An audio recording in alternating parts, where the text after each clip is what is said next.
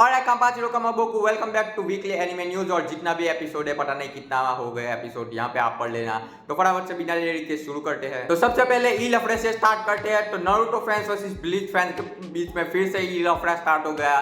Twitter पे officially मतलब कि कागुराबाची के जो ऑथर है उनकी एक फोटो वायरल हो रही थी और उन्होंने मास्क पहना था। पहली फोटो ही शायद से उन्होंने अपलोड की थी, लेकिन उस पर किसी का ध्यान नहीं गया। जो बैकग्राउंड में सारी मांगा थी उसके ऊपर सारा लफड़ा स्टार्ट हो गया। ब्लीच फैन का मानना है कि जो पीछे सारी कॉमिक बुक मतलब मांगा पड़ी है वो ब्लीच की है, लेकिन नारुतो फैन कह रहे हैं कि वो ब्लीच की नहीं है, वो नारुतो की है।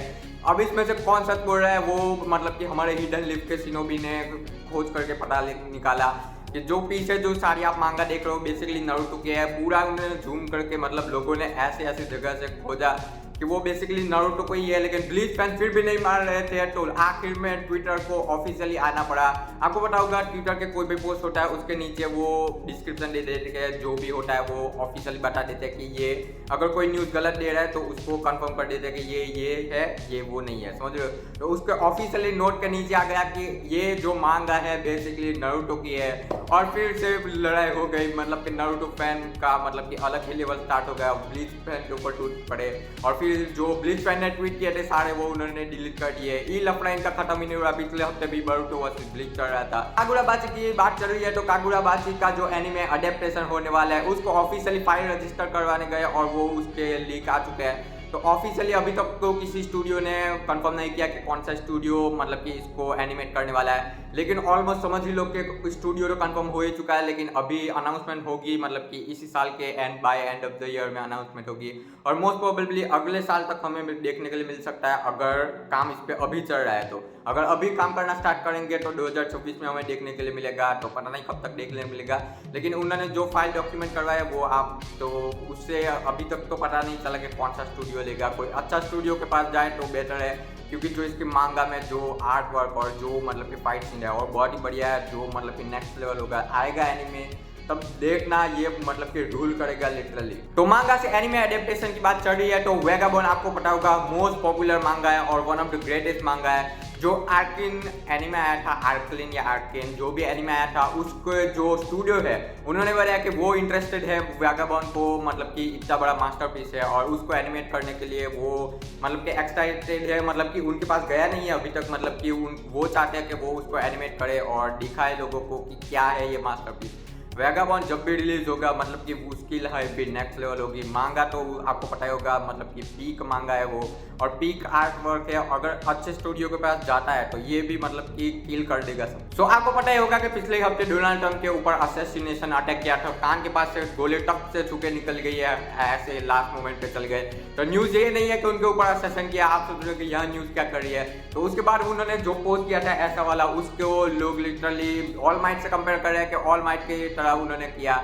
आप बताना कमेंट सेक्शन में, मतलब कि मुझे तो नहीं लगता कि ऐसे किया होगा उन्होंने और लोग ऐसे फैन जो है कंपेयर करना स्टार्ट कर दिए कि ऑल माइट।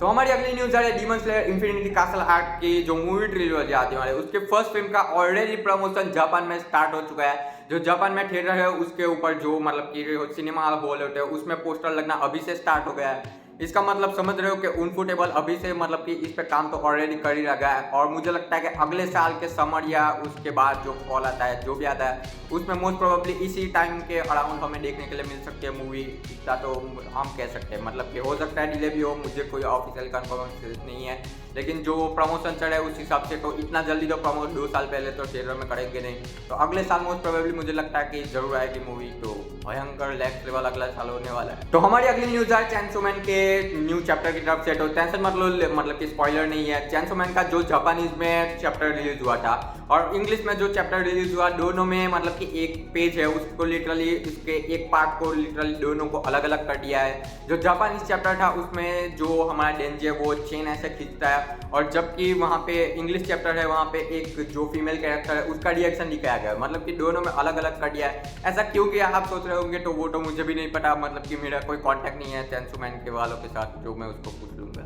सो हमारी अगली न्यूज आ रही है लुक बैक मूवी की तरफ से। तो look back movie officially Japan में रिलीज हो चुका है, उसको टोटल 19 दिन हो चुका है और 19 दिन में उन्होंने 1 बिलियन येन टोटल कमाया, मतलब कि ग्रॉस कलेक्शन उनका हुआ है। इंडिया में तो पता नहीं कब तक आएगी, पता नहीं, अभी तो वर्ल्ड वाइड भी रिलीज नहीं हुआ है, आपको काफी ज्यादा वेट करना पड़ेगा अगर आप इस मूवी के लिए एक्साइटेड हो। हमारी अगली न्यूज आ रही है काकुराबाची की तरफ से। तो काकुराबाची की जो मांगा है उसको ऑफिशियली रीप्रिंट करने वाले हैं, मतलब कि जो पहले मांगा आई थी वो उतना अच्छी क्वालिटी की साइज से नहीं होगी, उसको इसलिए रीप्रिंट कर रहे हैं और रीप्रिंट करके बेचेंगे ताकि और पैसे कमा पाए, समझ रहे हो। सो हमारी अगली न्यूज आ रही है बोरुतो 2 ब्लो वॉर्टेक्स की तरफ से। तो बोरुतो 2 ब्लो वॉर्टेक्स का नया चैप्टर आया और जैसे ही नया चैप्टर आया क्या होना था, मतलब कि वो फिर से नंबर 1 मांगा बन गए।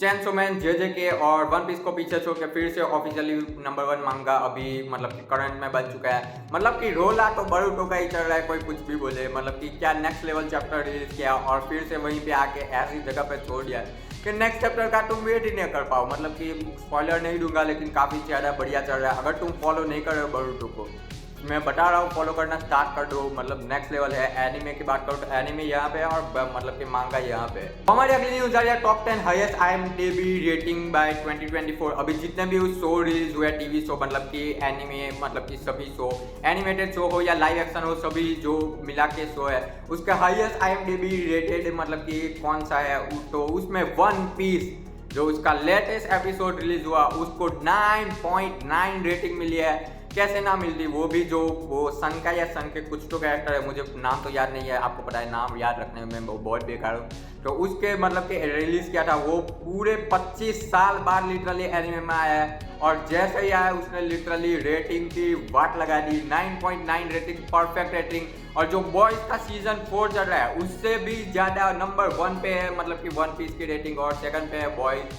तो समझ सकते हो कि क्या रोल है वन पीस का। हमारी अगली न्यूज आ रही है नारुतो एक्स निंजा टर्टल की कॉमिक की तरफ से। तो नारुतो एक्स निंजा टर्टल का कोलैब आने वाला है और इस पे ऑफिशियली जो मतलब कि कॉमिक बुक है वो रिलीज की जाएगी अक्टूबर में। अभी तो काफी ज्यादा टाइम है लेकिन आप उसका कवर पेज देख सकते हो यहाँ पे। तो काफी ज्यादा मतलब कि जो फैंस है वो काफी ज्यादा एक्साइटेड है, मतलब कि बचपन में जो नॉस्टैल्जिया था वो दूसरा नॉस्टैल्जिया, 2 निंजा, एक जापानीज लेजेंड और एक अमेरिका के लेजेंड, दोनों साथ में आने वाले हैं। और कॉमिक बुक है ये, मांगा नहीं है, मतलब कि अमेरिका वाले इसको बनाने वाले हैं इसलिए ये कॉमिक बुक है, मांगा नहीं है, ध्यान रखना। तो अगर तो तुम ड्रैगन बॉल फैन हो और वेट कर रहे हो ड्रैगन बॉल डीमा का, तो ऑफिशियली ये एनिमे तो अक्टूबर 2024 में रिलीज होगा।